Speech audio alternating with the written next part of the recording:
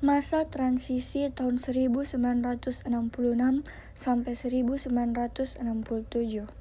Jadi, di sini saya akan membahas 3 poin tentang masa transisi 1966 sampai 1967, yaitu yang pertama aksi-aksi Tritura, yang kedua surat perintah 11 Maret, dan yang terakhir dualisme kepemimpinan nasional.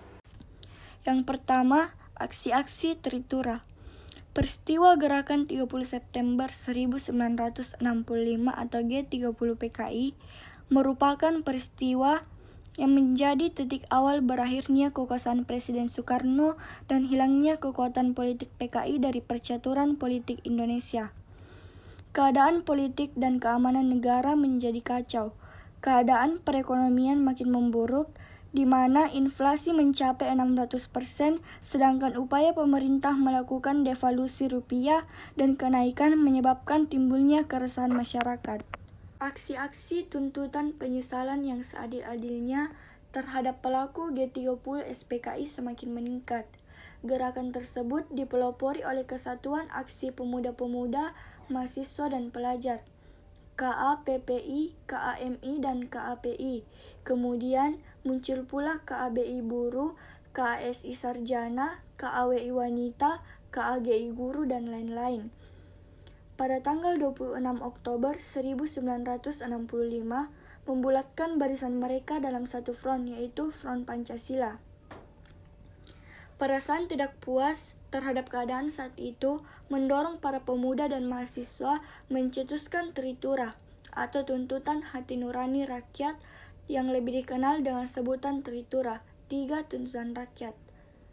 Kesatuan-kesatuan aksi yang tergabung dalam Front Pancasila mendatangi DPR GR mengajukan 3 buah tuntutan, yaitu 1. Pembubaran PKI, 2. Pembersihan kabinet dari unsur-unsur G30 SPKI, 3. Penurunan harga atau perbaikan ekonomi. Tuntutan rakyat banyak agar Presiden Soekarno membubarkan PKI ternyata tidak dipenuhi Presiden. Untuk menenangkan rakyat, Presiden Soekarno mengadakan perubahan Kabinet Dwi Korah menjadi Kabinet 100 Menteri, yang ternyata belum juga memuaskan hati rakyat karena di dalamnya masih bercokol tokoh-tokoh yang terlibat dalam peristiwa G30 SPKI. Pada saat pelantikan Kabinet 100 Menteri pada tanggal 24 Februari 1966, para mahasiswa, pelajar dan pemuda memenuhi jalanan-jalanan menuju Istana Merdeka. Aksi itu dihadang oleh pasukan Cakrabirawa sehingga menyebabkan bentrok antara pasukan Cakrabirawa dengan para demonstran yang menyebabkan gugurnya mahasiswa Universitas Indonesia bernama Arif Rahman Hakim. 2. Surat Perintah 11 Maret. Untuk mengatasi krisis politik yang memuncak pada tanggal 11 Maret 1966, Soekarno mengadakan sidang kabinet. Belum lama Presiden berpidato dalam sidang, ia diberitahu oleh Brigjen Sabur, Komandan Cakrabirawa, bahwa di luar istana terdapat pasukan tanpa tanda pengenal dengan seragamnya. Meskipun ada jaminan dari Pangdam 5 atau Jaya Amir Mahmud yang hadir waktu itu, bahwa keadaan tetap aman, Presiden Soekarno tetap merasa khawatir dan segera meninggalkan sidang. Tindakan itu diikuti oleh Waperdam 1, Dr. Subandrio, dan Waperdam 3, Dr. Hairul Saleh, yang bersama-sama dengan Presiden segera menuju Bogor dengan helikopter. Sidang kemudian ditutup oleh Waperdam 2, Dr. Jenderal Laimena, yang kemudian menyusul ke Bogor dengan mobil. Sementara itu, 3 orang perwira tinggi TNI AD, yaitu Maijen Basuki Rahmat, Brigjen M. Yusuf, dan Brigjen Amir Mahmud, yang juga mengikuti sidang paripurna kabinet, sepakat untuk menyusul Presiden Soekarno ke Bogor. Sebelum berangkat, ketiga perwira tinggi itu minta izin kepada atasannya, yakni Menteri atau Panglima Angkatan Darat Jenderal Soeharto, yang juga merangkap selaku Panglima Kopkamtib. Di Istana Bogor, ketiga perwira tinggi mengadakan pembicaraan dengan Presiden yang didampingi oleh Dr. Subandrio, Dr. J. Laimena, dan Dr. Khairul Saleh. Sesuai dengan kesimpulan pembicaraan, ketiga perwira tinggi tersebut bersama dengan Komandan Resimen Cakrabirawa Brigjen Sabur, kemudian diperintahkan membuat konsep surat perintah kepada Letjen Soeharto untuk memulihkan keadaan dan kewibawaan pemerintah. Setelah dibahas pertama, akhirnya Presiden Soekarno menandatangani surat perintah yang kemudian terkenal dengan nama Surat Perintah 11 Maret atau SP 11 Maret atau Super Semar. Super Semar berisi pemberian mandat kepada Letjen Soeharto selaku Panglima Angkatan Darat dan Pangkop Kamtib untuk memulihkan keadaan dan kewibawaan pemerintah. Dalam menjalankan tugas, penerima mandat diharuskan melaporkan segala sesuatu kepada Presiden. Mandat itu kemudian dikenal sebagai Surat Perintah 11 Maret Super Semar. Keluarnya Super Semar dianggap sebagai tonggak lahirnya Orde Baru. Tindakan pertama yang dilakukan oleh Soeharto sekian harinya setelah menerima surat pemerintah tersebut adalah 1. Membongkarkan dan melanggar PKI beserta organisasi massanya yang berdaun dan berlindung ataupun sesat dengannya seluruh Indonesia. 2. Menyeluruhkan kepada pelajaran dan mahasiswa untuk kembali ke sekolah. 3.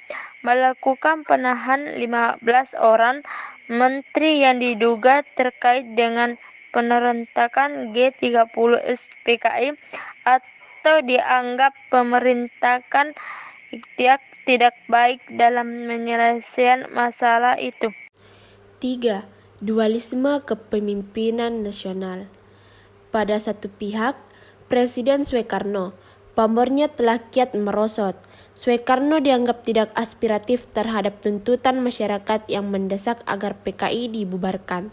Hal ini ditambah lagi dengan ditolaknya pidato bertanggung jawabnya hingga 2 kali oleh MPRS. Pada Soeharto, setelah mendapat surat perintah 11 Maret dari Presiden Soekarno dan sehari sesudahnya membubarkan PKI, namanya semakin populer.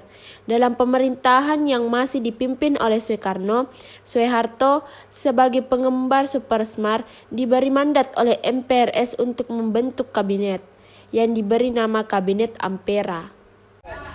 Adanya dualisme kepemimpinan nasional ini akhirnya menimbulkan pertentangan politik dalam masyarakat, yaitu mengarah pada munculnya pendukung Soekarno dan pendukung Soeharto.